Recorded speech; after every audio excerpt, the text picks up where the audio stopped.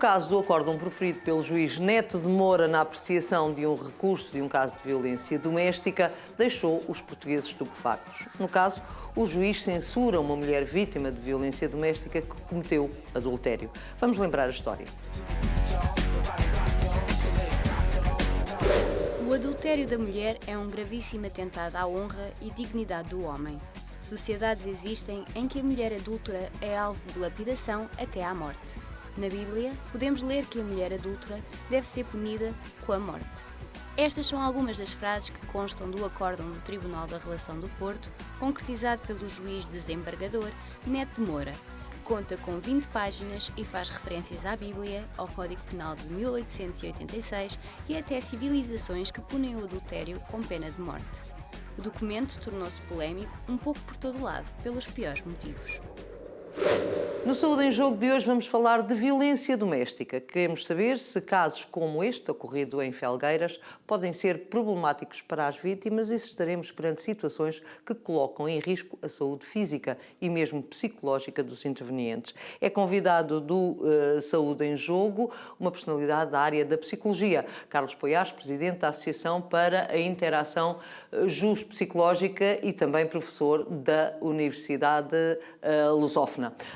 Sr. Professor, muito obrigada por estar hoje aqui comigo, agradeço-lhe imenso por se ter disponibilizado e vamos falar para já, antes de entrarmos no caso concreto do acórdão, para já vamos tentar entrar no campo da violência doméstica pura e dura e saber se de facto há aqui ciclos de violência doméstica que se perpetuam ou não. Há ciclos de violência doméstica que se perpetuam, que se autorreproduzem, muitas vezes dentro dos mesmos contextos familiares. Okay. E há situações descritas e bastantes em que as gerações sucessivas vão sofrendo violência doméstica, por vezes com cumplicidade de alguns membros do agregado familiar, porque acham que é questão de ciumentos, ou faz parte, diria que da tradição, Sim. colocando as vidas aspas nisto. Claro. E esta perpetuação tem um rosto, tem uma razão de ser. Então. Nós, em Portugal, infelizmente, temos investido muito pouco neste problema. E falamos aqui de uma realidade que é um problema de saúde pública. Era isso e que eu ia andamos a perguntar. esquecer isso. Porque os danos na saúde pública, física e mental da população, e não falo apenas das vítimas diretas, que são as mulheres, e às vezes também os homens, que sofrem deste crime. Mas estou a pensar, por exemplo, nos filhos, por vezes em idosos dependentes, que assistem, que vivenciam isto, que não têm possibilidade de reagir. E nós vemos que, invariavelmente, na melhor das hipóteses, o que acontece é a mulher ir para uma casa-abrigo, levar um filho em cada mão, ou seja, ela ainda é punida depois de ser vítima, porque ela é que se desloca, ela é que perde a casa, o seu uso pelo menos, ela é que leva os filhos, que têm que mudar de escola, mudar de creche, mudar de hábitos, mudar de amigos. Portanto, não há apoio, não há apoio. Não há. A dizer é que a vítima não tem apoios. Andamos a alimentar muito esta bola de neve que é manter tudo como está. As casas-abrigo eventualmente são muito importantes. Sim. Agora, eu pergunto muitas vezes, que interesses há por trás para perpetuarmos a questão da violência doméstica? É aí que eu queria chegar. No plano judicial, e na sua opinião, que medidas é que deviam ser tomadas, de facto, que pudessem, ou que fossem, de alguma maneira, atenuar todos estes procedimentos? Olha, muito simples. Nós temos um elenco de leis muito interessante. Aí não há nada a fazer. Só que há que aplicar as leis. E como os juízes têm muita tendência de suspender as penas e às vezes de convoar o crime de violência doméstica para crimes com pena mais baixa, como ofensas corporais... Porquê que isso acontece, professor? O senhor é psicólogo e, portanto, conhece bem esta realidade. Porque existe uma ideia de que isto é uma criminalidade menor. Ainda não existe não é isso. elevado. Olha, uma vez recebi um despacho de um juiz no serviço que tínhamos na Lusófona em tempos, depois acabou que era um serviço de psicologia forense, em que o juiz suspendia um processo e dizia a violência doméstica é uma questão cultural. Isto não justifica nada. E nós estamos a contribuir ativamente para perpetuar o problema. Resolver isto, eu creio que era muito simples. Então. Bastaria que a pena fosse colocada numa severidade que não permitisse a suspensão.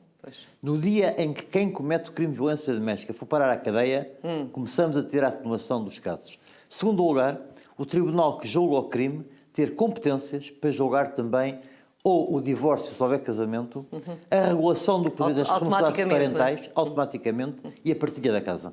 Ou seja, a mulher, quando é vítima, e se conseguir uma condenação, vai ter de extrair uma certidão ao processo, arranjar um advogado que vai intentar uma regulação do poder patronal ou que vai intentar um processo de divórcio. A burocracia é que é o problema. Quer dizer, os custos quando eram a mulher, o sofrimento que ela vai ter, o revivenciar desta experiência, ela e os filhos, e tudo isto porque o Estado dá com uma mão leis muito bonitas, mas depois retira com outra quando permite que as penas temos sejam leis, mas não suspensas. temos prática que levem, de facto, à defesa das vítimas. É isso que me está a dizer. Não temos, porque há um abuso reiterado da parte dos tribunais em aplicar penas brandas e suspender as penas. Doutor, mas será nós olhamos para o juiz Neto Moura, que esteve na base de todo este problema, que nos trouxe aqui a falar disso, e eu penso que não é uma pessoa com uma idade muito pesada, digamos assim, para de facto ter tomado estas atitudes. Sim, eu não conheço o Dr. Neto Moura. Se tivesse mais de 70 anos não estaria ao serviço, portanto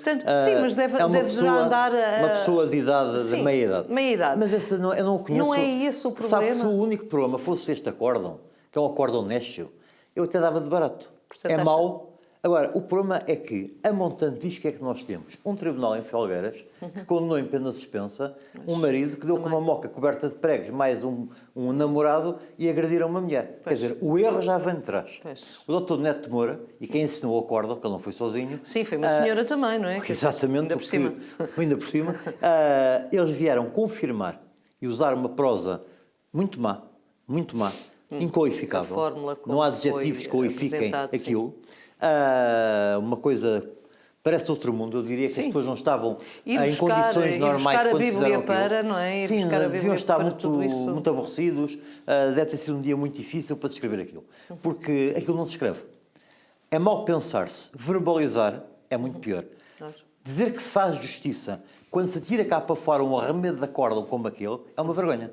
Eu, como cidadão português e tenho formação jurídica, sinto-me envergonhado com aquele acórdão. Do Dr. Neto Moura e companhia. Já voltamos à nossa conversa, professor. Vamos fazer uma pausa no nosso diálogo, que está a ser, penso eu, muito interessante pelo senhor, não por mim, logicamente. Vamos agora mudar o assunto e falar de uma coisa que também é muito importante, alimentação. O nutricionista da Fundação Portuguesa, professor Fernando Pádua, Miguel Godinho, revela no Saúde em Jogo todas as novidades relacionadas com nutrição, porque, como ele diz, somos o que comemos.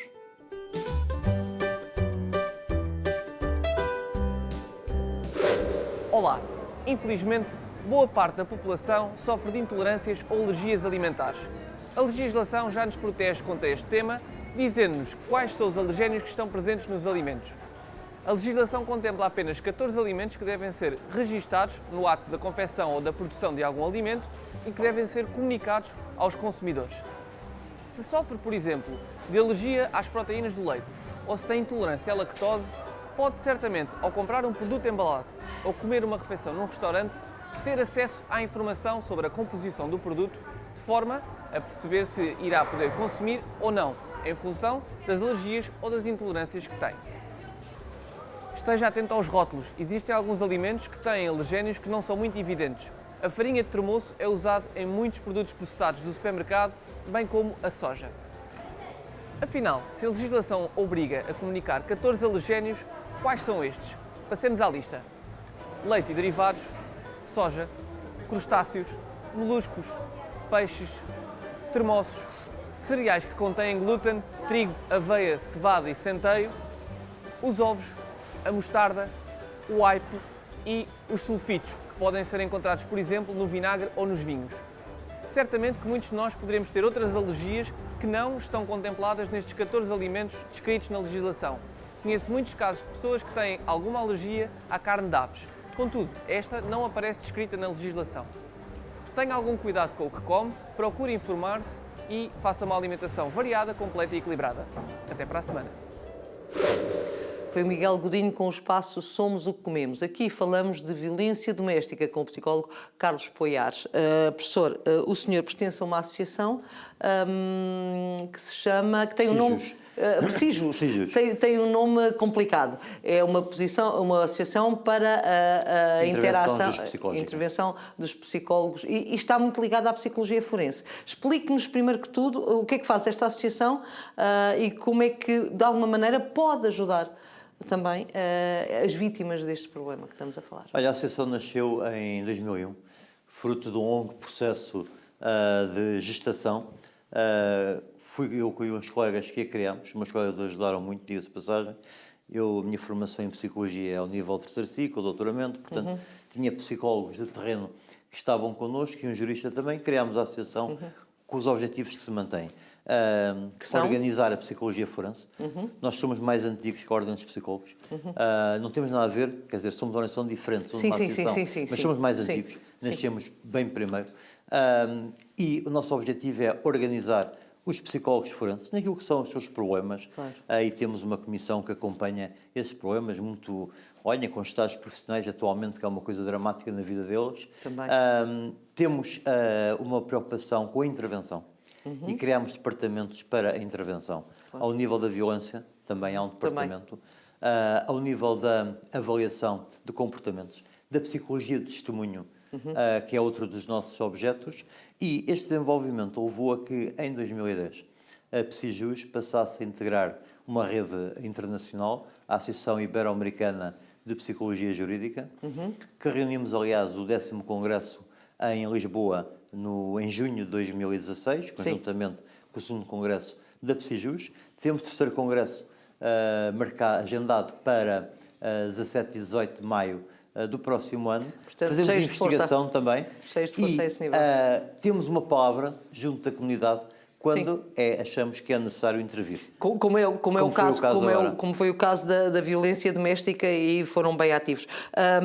Portanto, por aquilo que me disse na primeira parte, de facto, o grande problema, o senhor coloca o grande problema de tudo aquilo que se tem passado a este nível da violência doméstica e na vitimização, ainda mais das vítimas, quer dizer, na forma como, de facto, os tribunais e a justiça, mais a justiça, têm funcionado. Agora, eu perguntava-lhe, porque também nos deixou aqui uma pontinha do véu para eu poder levantar, na questão da hereditariedade deste fenómeno, ou seja, as crianças que veem o pai, de facto, bater na mãe ou vice-versa, podem tornar-se também agressores, tal como muitas vezes vemos nos filmes, principalmente nos americanos, em que isto é uma realidade. Podem tornar-se agressores, mas não necessariamente. Também se podem tornar pessoas incapazes de agredir. Porque depende da forma como é interiorizada e como é assimilada a informação que resulta da agressão. Portanto, não podemos dizer que quem assiste a agressões parentais que vai virar agressor. De maneira nenhuma. Pode acontecer. Não é real. Os fatores ambientais e a aprendizagem naturalmente contam, mas muitas vezes essas crianças têm uma aprendizagem também forte do lado da mãe e do sofrimento. Portanto, digamos que tanto pode ser risco como pode ser. E quando falamos em transmissão hereditária, portanto, isso mata à partida tudo isso, não temos entre nós informação sobre isso. Sobre isso. É verdade que às vezes se sabe que há gerações de mulheres que são sucessivamente vítimas de violência. E às vezes assim parece que uma desgradação. Ou seja, a minha mãe foi vítima de violência física, eu já não levo na cara, sou vítima de violência psicológica, ou financeira, ou sexual. E aceita-se. Enfim, já se aceita. Porque o problema é a aceitação. Pois é. E a comunidade, apesar de tudo, continua a conviver bem com a violência doméstica. E como o professor disse, não há sensibilidade judicial para, de facto, enfrentar seriamente este problema. Os poderes judiciais têm este argumento. A lei permite a suspensão da pena. Permite. Só que sequer era a altura, deixar permitir. E poderão dizer, mas isso viola uma série de princípios. Aumentem dosimetria para que não possa ser suspensa a pena. Claro. Porque nós aqui, ou sancionamos a sério e metemos na cadeia, ou isto vai se perpetuar. Porque repare que é um fenómeno de tal maneira transversal que abrange todas as faixas socioeconómicas. Sim. A gente vê agressões em gente muito integrada e gente desintegrada. Claro. Nos bairros mais elegantes e mais caros e nos bairros mais pobres. E isto é um problema, quando olha para a Europa, e uma vez que a sua associação também está ligada a outras associações congêneres, com certeza europeias também, quando olha para o resto da Europa, temos o mesmo problema? O norte e o sul da Europa são diferentes do resto? Eu creio que podemos dizer que os países do sul ainda não têm o grau de maturidade cívica e de cidadania, nem na aplicação da lei, nem naquilo que é a gestão corrente e na desculpabilização. Porque nós vemos que ainda existe, e este acórdão revela isso, uma desculpabilização. ou um jogo de contabilidade. Tu fizeste, portanto levaste. Diminui-se a gravidade da agressão violentíssima, porque tiveste comportamento assim alçado. Ainda se tenta criar aqui algumas justificações. Porque este acórdão, aquilo que fez, foi criar justificações. Para comportamentos... O caso não é muito grave porque tu cometeste adultério. Claro. Ou seja, cria-se aqui uma troca de mercadorias. A gente sabe que esta troca de mercadorias funciona na justiça, mas temos que a evitar muitas vezes, porque isto põe em causa uma série de questões. E depois nós vemos que há muita gente a trabalhar neste domínio, mas não vejo ninguém que diga claramente vamos pôr um fim a isto, vamos tomar medidas coragem para judiciais. assumir a realidade. Não é? E isto é um problema de saúde pública, como disse. É preciso atenuar este drama e este problema que causa a morte a muitas mulheres, causa doença física, doença psicológica, traumatiza crianças, prejudica a economia nacional, ao menos pensando na economia, que é uma coisa que é tão importante, sensível, não é? Agarrem-se a isso. Professor, e diga-me uma coisa, esta tendência que nós hoje também começamos a ver, ou se calhar vocês já veem isso há mais tempo que nós, de muitas vezes haver agressões entre namorados, agressões que podem ser verbais ou que podem ser físicas, esse género de violência. Isto pode, de facto, motivar a que, de facto, a situação seja perpetuada a todos os níveis? Eu acho que é extremamente grave. Há meia dúzia de anos, mais de meia dúzia, a Comissão para a Igualdade de Género pediu-nos que monitorizássemos a linha sobre a violência de namoro. E os resultados foram horríveis. Porque nós vemos que há miúdas de geração dos 16, 17, 18 anos, ou mais novitas, ou mais velhitas, que não percebem, por exemplo, que o namorado querer ver ou usar o telemóvel dela e ler mensagens e recados, ou o correio eletrónico, é tão criminoso como quando antes se abriam as cartas numa panela de água a ferver. E elas estão a entregar os pontos. É uma violação? Não é só levar uma bofetada. Eu costumo dizer às minhas alunas, quando falam sobre isso, no dia que levas uma bofetada, dá duas. E resolve o caso. Porque nós não podemos estar a passar esta mensagem que há uma violência hard e uma violência soft. A violência é toda pesada. E a violência de ler e-mails é muito pesada. É retirar a liberdade ao outro. O dizer vai mudar de fato porque esse decote é muito grande ou a saia é muito curta. Nós não podemos, e as miúdas têm que aprender isso. Agora, o problema, eu acho que a culpa é da minha geração, sabe? Nós educámos mal esta malta, porque no meu tempo de universidade não era muito fácil haverem casos destes. Há uns anos atrás não seria. E isso é que é interessante para a análise da situação. Estamos a regredir e era aí que eu queria chegar. De facto, há aqui uma regressão. E porquê é que ela aconteceu? Quer dizer, que é estranha, não é? O caminho seria para a frente e não para trás. Sabe que eu acho que se mexeu muito com a autoestima das pessoas. Houve princípios que se foram mudando, houve questões que foram-se buscar. A ideia, o estatuto de ter um parceiro ou ter uma parceira, nem que leve na cara.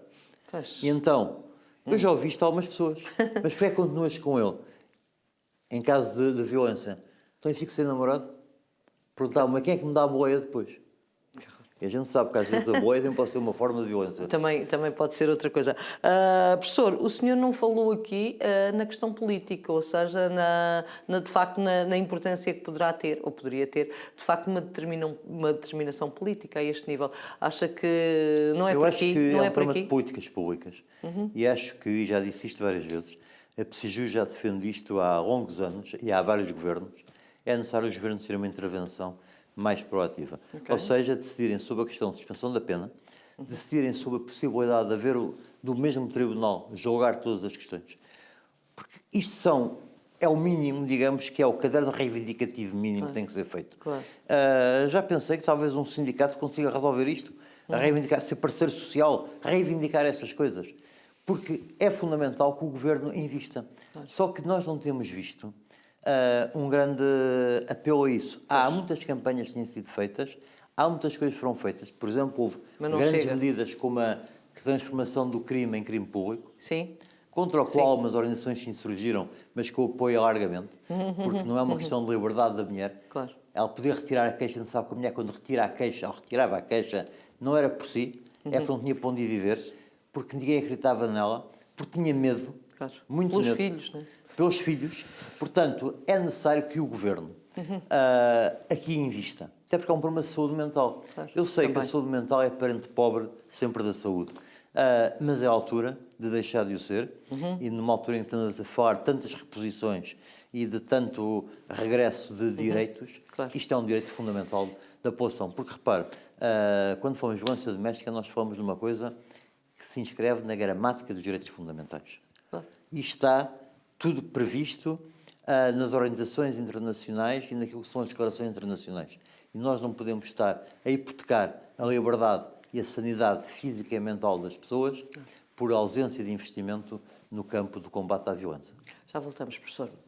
Momento para agora dedicado às espectadoras que nos seguem. A criativa Mafalda Leitão dá-nos a conhecer as suas tendências de moda no espaço ainda mais linda, aqui no Saúde em Jogo. Olá Marina, mais uma vez estamos aqui na rúbrica Ainda Mais Linda. Desta vez vamos apresentar a coleção que já se encontra nas lojas, uma coleção com muito salero, muita franja, muito da cor, como sempre, é aquilo que eu gosto, é de salero e cor. Temos aqui o catálogo, onde exemplifica alguma dos modelos, portanto, para esta coleção, tudo muito fluido, com a tal cor, mas que dá desde os 20 ou dos 18 aos 80 anos. Portanto, dá para magrinhas, para gordinhas. Portanto, como veem, são roupas super fluídas, fáceis de usar. Portanto, dá para ir ao teatro, como para passear na rua, como ir trabalhar. Portanto, são roupas super práticas, mas sempre com um toque de feminino. Este ano optei muito pelo vermelho, com rendas, que acho que dá um toque muito bonito à peça, um toque muito feminino, os vermelhos. Os folhos, lá está o tal salero que eu falo. Esta coleção dei pelo nome de Gypsy Queens, por todo o salero que elas têm, as franjas, fazer lembrar um bocado aquela onda cigana, mas com estilo, portanto, tudo com muita franja, muito folho, e por isso realmente batizei-a com este tema que é o Gypsy Queen. Espero que gostem da coleção, espero por vocês na próxima rúbrica. Até lá! Estamos no final do Saúde em Jogo de hoje. Eu vou agradecer ao professor Carlos Poiás por se ter juntado a mim nesta conversa, digamos assim, sobre violência doméstica e por nos deixar aqui tantas interrogações sobre o futuro, porque no fundo fica aqui muita interrogação. Parece que o percurso até pode ser fácil, não é, professor? Mas temos de atuar. Há muito investimento que tem que ser feito. Há muito investimento. Repare, nós já conseguimos, em alguns domínios do nosso país, nos últimos anos, grandes êxitos. Estou a pensar, por exemplo, no em que eu estive modestamente envolvido, mas que foi a descriminalização das drogas e as vantagens que daí advieram. Sim. E na altura parecia que era impossível os membros do governo nem sempre estavam de acordo connosco, da PSIJUS, etc.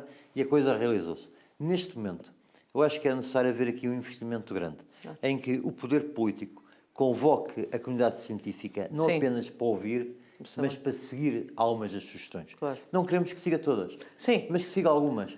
Que se debata este problema e que deixemos de andar a impressão que dá a quem está de fora. Eu, se fosse marciano e aterrasse em Portugal e olhasse para os últimos 20 anos, diria fazem o que fazem, mas não fazem. O grande êxito foi haver a passagem crime público. De resto, há muita coisa que podia estar feita e continuamos a aguardar. Muito obrigada, professor. Muito obrigada pela sua presença.